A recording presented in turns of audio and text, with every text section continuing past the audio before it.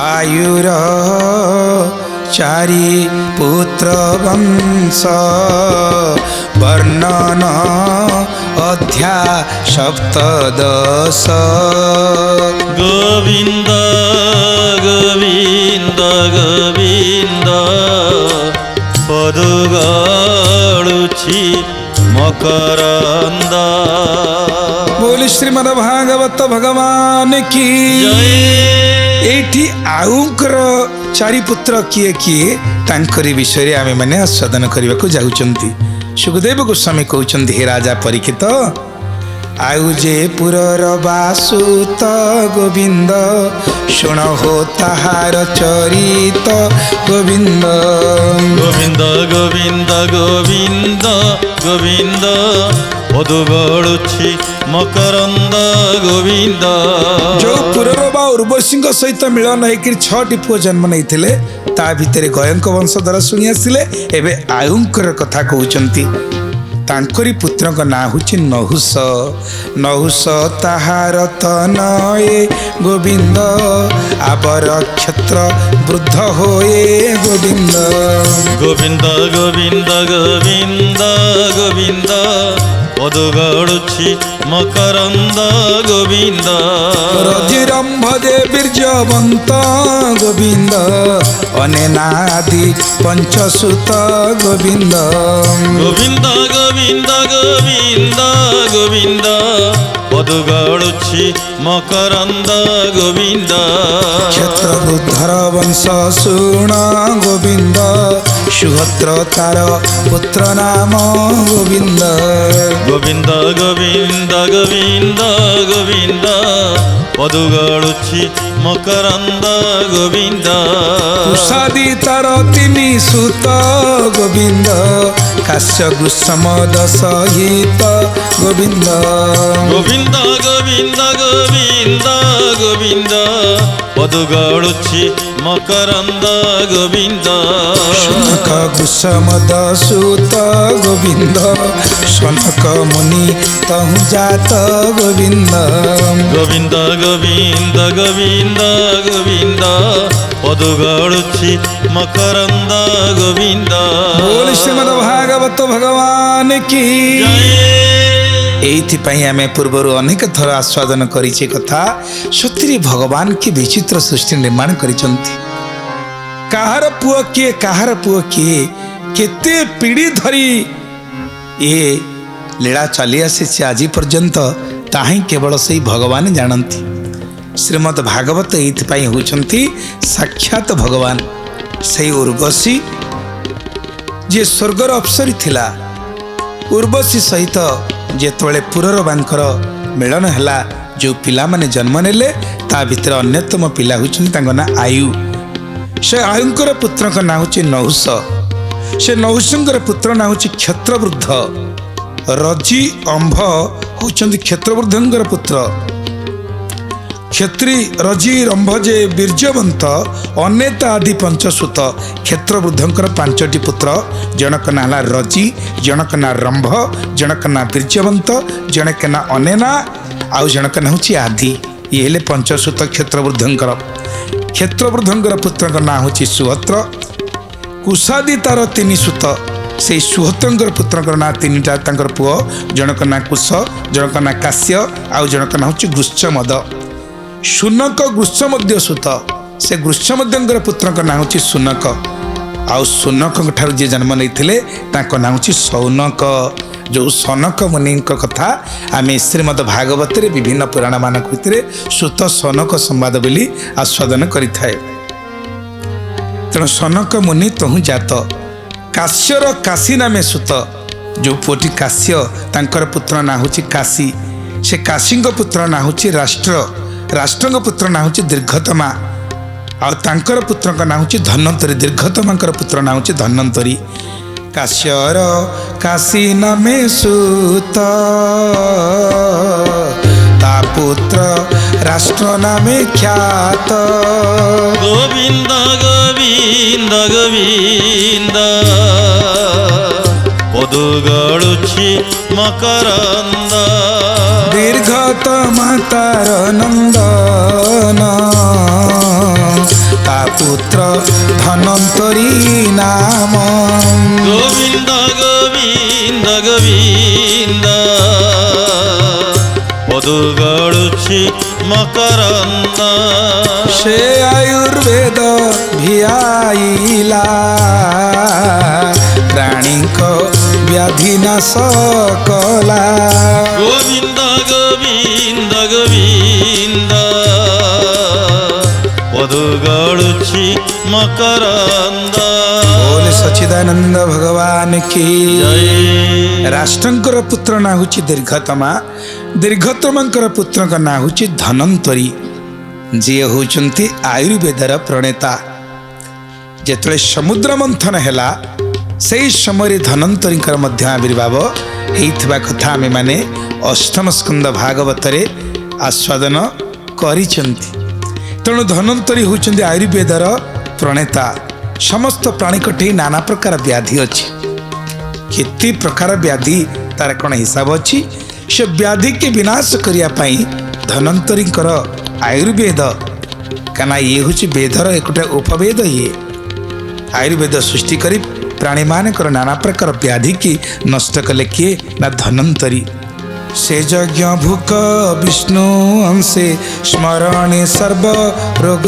नाशे गोविंद गोविंद गोविंद पदु गड़ुछि मकरंद तार संतति केतु मान भीमरथ तार नंदन गोविंद गोविंद गोविंद पदु गड़ुछि मकरंद ताहार बीर्जे दिवदास विमान ताहार जे शिष्य गोविंद गोविंद गोविंद पदु गड़ुछि मकरंद नाम प्रतर्धन ख्यात के अबा बोले शत्रुजित गोविंद गोविंद गोविंद पदु गड़ुछि मकरंद ध्वज को बलयास बोलती पुणी ताकू बस गोविंद गोविंद गोविंद पदु गड़ुछि मकरंद बोल श्रीमद् भागवत भगवान की जय सही यज्ञ भूक विष्णु अंशे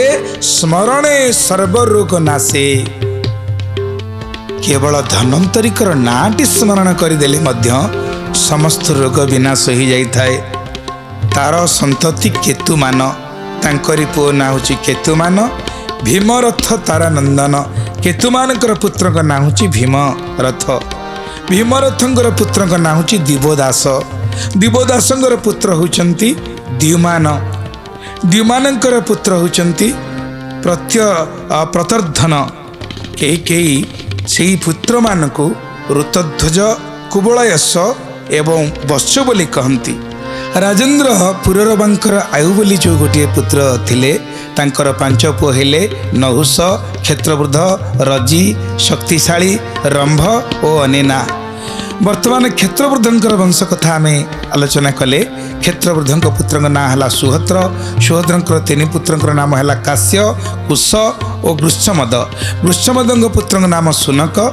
ऋग्वेदी मानक मध्य श्रेष्ठ मुनिवर सनक थिले एही सुनकंकर पुत्र बाकी काश्यंक पुत्र काशी काशींग पुत्र राष्ट्र राष्ट्रंक पुत्र दीर्घतमा दीर्घतमा पुत्र थिले धनंतरी ए धनंतरी थिले आयुर्वेदर प्रवर्तक से थिले यज्ञ भागर भोक्ता और भगवान वासुदेवंकर अंश धनंतरी मध्य भगवानकर जो 24 अवतार भितरे से होचंदी गोटे अवतार महाप्रभुंकर जहाँ को स्मरण करने मात्रे सकल प्रकार रोग दूर ही थाए से धनंतरंकर पुत्र थिले केतुमान केतुमान पुत्र थिले भीमरथ भीमरथंक पुत्र हेले दिवदास दिवदासंक पुत्र थिले द्युमान द्युमानंकर अन्य नाम थिला प्रतर्धन से शत्रुजित वत्स ऋतध्वज और कुबलाश्व नाम मध्य प्रसिद्ध थिले द्युमानंकर अर्क आदि पुत्र हेले हे राजा परीक्षित सुखदेव गौतम गोस्वामी कहते राजा अलर्कंक छड़ा अन्य कौन राजा 66,000 वर्ष पर्यंत युवावस्था रही पृथ्वी में राजत्व कर नथिले तेणु अलर्कंक पुत्र संतति संततिक पुत्र सुनीथ सुनीथंक पुत्र सुकेतन सुकेतनक पुत्र धर्मकेतु एवं धर्मकेतुंकर पुत्र थिले सत्यकेतु सत्यकेतुंक ठारू ଧୃଷ୍ଟକେତୁ, ଧୃଷ୍ଟକେତୁଙ୍କ ଠାରୁ ରାଜା ସୁକୁମାର, ସୁକୁମାରଙ୍କ ଠାରୁ ବିତିହୋତ୍ର, ବିତିହୋତ୍ରଙ୍କ ଠାରୁ ଭର୍ଗ ଓ ଭର୍ଗଙ୍କ ଠାରୁ ରାଜା ଭାର୍ଗଭୂମିଙ୍କର ଜନ୍ମ ହୋଇଥିଲା। ଏଇଭଳି ଭାବରେ ଚନ୍ଦ୍ରବଂଶରେ କିଭଳି ଭାବରେ ଜଣକ ପରେ ଜଣେ ରାଜା ଆସିଥିଲେ, ପରମହଂସ ଚୂଡ଼ାମଣି ସୁଖଦେବ ଗୋସ୍ୱାମୀ ସେମାନଙ୍କର ନାମ ଉଚ୍ଚାରଣ କରି କହୁଛନ୍ତି, ଧନ୍ୟ ଭଗବାନ, ଧନ୍ୟ ଆପଣଙ୍କର ବିଚିତ୍ର ଚରିତ୍ର, କିଭଳି ଭାବରେ ସେ ଏତେ ବଡ଼ ସୃଷ୍ଟିକି ନିର୍ମାଣିଛନ୍ତି ଆଉ ସମସ୍ତଙ୍କର ନାମ ମଧ୍ୟ ସ୍ମରଣରେ ରଖିଛନ୍ତି। ସେ କଥା ସୁଖଦେବ ଗୋସ୍ୱାମୀ ରାଜା ପରୀକ୍ଷିତଙ୍କୁ କହୁଛନ୍ତି। ରମ୍ଭର ପୁତ୍ର ଜେର ଭସ, ଗମ୍ଭୀର ହୁଏ ତାର ବଂଶ।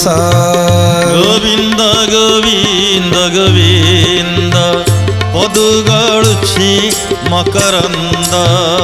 ଅକ୍ରିୟ ଗମ୍ଭୀରର ସୁତ, ତା କ୍ଷେତ୍ରେ ବିପ୍ର ହେଲେ ଜାତ। ଗୋବିନ୍ଦ ଗୋବିନ୍ଦ ଗୋବିନ୍ଦ ପଦୁ ଗଳୁଛି ମକରନ୍ଦ। ଅନେନାୟୁର କୁମାର, ଶୁଣ କହିବା ବଂଶ ତାର।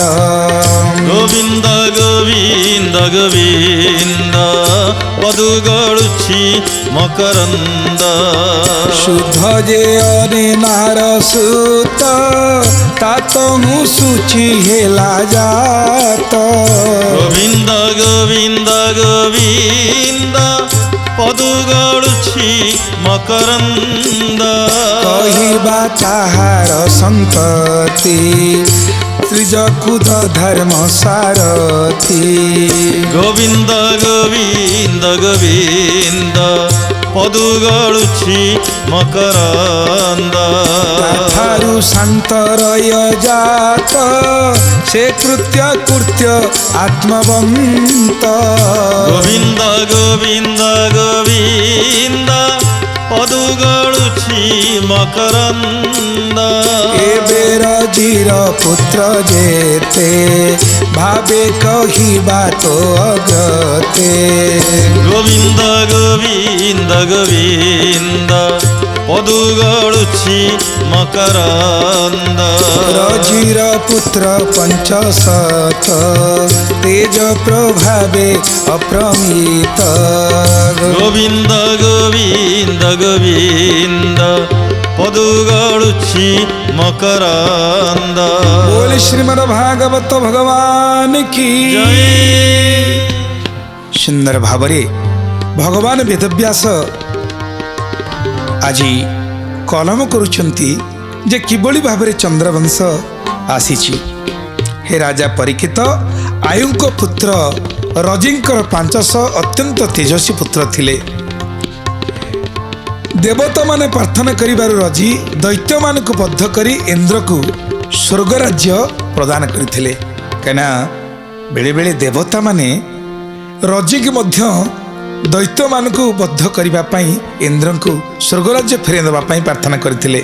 କିନ୍ତୁ ଇନ୍ଦ୍ର ପ୍ରହ୍ଲାଦ ଆଦି ଶତ୍ରୁମାନଙ୍କୁ ଭୟ କରୁଥିଲେ, ତେଣୁ ସେ ରଜିଙ୍କୁ ସ୍ୱର୍ଗ ଫେରାଇ ଦେଲେ ଏବଂ ତାଙ୍କର ପାଦ ଧରି ତାଙ୍କରି ହାତରେ ନିଜର ରକ୍ଷାଭାର ସମର୍ପି ଦେଲେ। କାରଣ ଏ ଯେଉଁ ଅକ୍ରିୟଙ୍କ ପତ୍ନୀଙ୍କ ଠାରୁ ବ୍ରାହ୍ମଣ ବଂଶ ଆରମ୍ଭ ହେଲା ଏବଂ ସେ ବ୍ରାହ୍ମଣ ବଂଶରେ ଅନେନାଙ୍କ ବଂଶ କଥା କୁହାଯାଇଛି।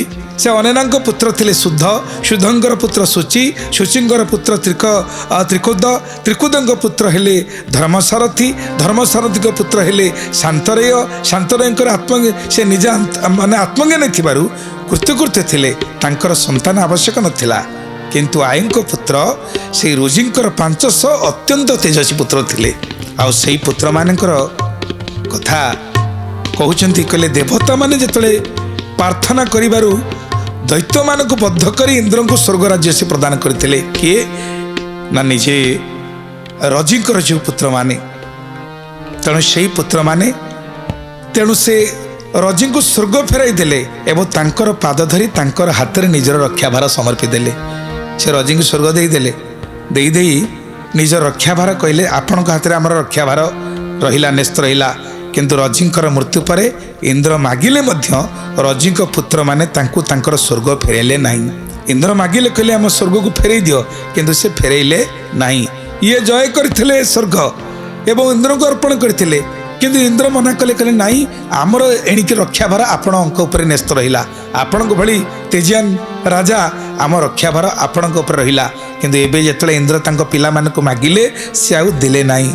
रजी मृत्यु पर इंद्र मागिले मध्य रजी पुत्र माने तांको तांकर स्वर्ग फेराइले नहीं। से माने यज्ञ भाग मध्य निजे ग्रहण करने को लगिले। देखंतु से माने मध्य देवता भली यज्ञ भार ग्रहण करने को लगिले। तेणु इंद्र प्रार्थना क्रमे बृहस्पति अभिचार विधि रे यज्ञ कले। एमानकर केमिति अनिष्ट हब बृहस्पति से यज्ञ कले। ता फल रजींकर पुत्र माने धर्म मार्गु भ्रष्ट हो गले। सही सुजोग इंद्र से सहजरे मारिदेले। धर्मच्युति एमानकर हो जिबारु रजीगर पुत्र मानकर जेहेतु तांकर धर्मच्युति पाई तांको अनिष्ट पाई बृहस्पति यज्ञ करिले एमानकर धर्मच्युति घटिला। सेमानक मध्यनु केही भी जीवित रहिले नाही। क्षेत्रवृद्धंक नाती कुशंक ठारू प्रतिंक ठारू संजय संजयक ठारू जय नामक पुत्र जन्म नेले। जयंक पुत्र हेले कृतंक पुत्र राका हर्जवन हर्जवनक पुत्र सहदेव सहदेवक पुत्र हिन एवं हिनक पुत्र हेले जयसन जयसनकर पुत्रक ना संकृति संकृतिकर पुत्र थिले महारथी वीरश्रमणी जय। क्षेत्रवृद्धंक वंश परंपरा रे एमाने ही नरपति थिले। एथर नहुष वंशर वर्णना। इंद्रदेवंक तुले आसी रजी को कहिले विश्वासी। गोविंद गोविंद गोविंद पदुगळुछि मकरंद। राजा तोर पुत्र गणे जिड़ी में असुरंकुराणे। गोविंद गोविंद गोविंद पदुगळुछि मकरंद। मोते कहिले बृहस्पति अन्यथा नाही जये गति। गोविंद गोविंद गोविंद पदुगळुछि मकरंद। हेमंत आसी देव जूते घेनाई पंचशत सूते। गोविंद गोविंद गोविंद पदुगळुछि मकरंद। इंद्रर तुले तार सूते स्वर्गे रहिले दिना केते। गोविंद गोविंद गोविंद पदुगळुछि मकरंद। बोल सच्चिदानंद भगवान की जय। देवता माने बेले बेले असुर मानक कबलरू निजक सुरक्षा पाई मर्त्यर राजा मानक मध्य निमंत्रण करुथिले। जेमिति आमे सूर्यवंशरे दशरथଙ୍କ कथा शुणीचे सेही बली भाबरे रजींकर जो 500 पुत्र थिले बृहस्पति कहिले देवता मानक तमे जाओ। सेही इंद्रादी देवता मानक कहले तमे रजींकर 50 पुत्र को डाक सेही तुमको युद्ध रे सहाय्य करिवे असुर बल को निपात करिवे। ताई हेला 500 पुत्र आसी देवता मानक पक्षरे असुर मानक विरुद्ध रे युद्ध करिवारु असुर कुलर विनाश हेला। तापरे इंद्र बहुत प्रसन्न हई एमाने मध्य राज्य जय करी पुणी स्वर्ग को नेगिरी इंद्र को फेरी देले। इंद्र को स्वर्ग राज्य देले ता देखि इंद्र तुष्ट हेले। इंद्र बड़ा प्रसन्न हेले ए 50 पुत्रଙ୍କ उपरे एवं किछि दिन सेठी इंद्र तुले तार सुते स्वर्गे रहिले दिना केते। एमाने मर्त्यु जाइचंती देवता मानक युद्ध रे सहाय्य करिया पई सेठी मध्य किछि दिन रही गले। जेतबेले पितांकर मृत्यु हो गला अर्थात ये 500 पुत्रंकर पिता हेले रुजु तो रजींकर जितबेले मृत्यु हो गला सेतबेले इंद्र मागिले स्वर्गपुर काना ये स्वर्ग को जय कर इंद्र को देते। इंद्र कहले देख ये राज्य तुम्हारी पाखे थाऊ तुम्हें मान भी एठी थाओ आमे तो तुम शरणागत आमे वर्तमान तुम आश्रय रही तेमे आम सुरक्षार दायित्व अच्छ तमें राज्य रखी था। किंतु जिते रुजिंकर देहांत हो गला इंद्र कहले तेरे स्वर्गपुर आमको आम जगह को फेरी दियो स्वर्ग फेरी दियो। रजीर पुत्रे ता नदेले जागर भाग मान नेले कहले ना आमे जे तू जय करुचु एथरे भाग आमर किंतु आमे तुमको दबु नाही। रजी तनयंकर मति नाश करिले बृहस्पति। तो सेमानकर ये प्रकार दुर्बुद्धि देखी बृहस्पति कण कले यज्ञ करिसंती सेई अविचार यज्ञ रे तांका मतिभ्रष्ट होइछि स्थापिले इंद्र अधिकारे सुधर्मे संसार व्यवहारे पुनर्बार इंद्र को सेई इंद्रंकर पूरा स्वर्गपुर प्राप्ति होइछि तापरे कुश जे क्षेत्रवृद्ध नाती ताहार सुत नाम प्रति तहु संजय तहु जय कृत नामे तार तनय कृतर पुत्र हर्यवन सहदेव तारनंदन सहदेवर पुत्रहीन ताहार सुत जयसन ताहार पुत्र नाम जय गोविंद गोविंद गोविंद पदु गड़ुछि मकरंद बोलई विप्र जगन्नाथ नवम स्कंदे भागवत गोविंद गोविंद गोविंद पदु गड़ुछि मकरंद वंशानुचरित ये बाणी सुजने तर एहा शुणी गोविंद गोविंद गोविंद पदु गड़ुछि मकरंद बोल आनंद कुमार हरि हरि हरि बोल बोल। इति श्रीमद्भागवते महापुराणे परमहंस्यां संहितायां नवम स्कंदे आयुर्वंशवर्णनं नाम सप्तदशोऽध्याय जय जगन्नाथ जय जगन्नाथ जय जगन्नाथ स्वामी जय जगन्नाथ जय जगन्नाथ जय जगन्नाथ जय जगन्नाथ स्वामी जय जगन्नाथ जय जगन्नाथ जय जगन्नाथ जय जगन्नाथ स्वामी जय जगन्नाथ जय जगन्नाथ जय जगन्नाथ जय जगन्नाथ स्वामी जय जगन्नाथ बोल जगन्नाथ महाप्रभु की जय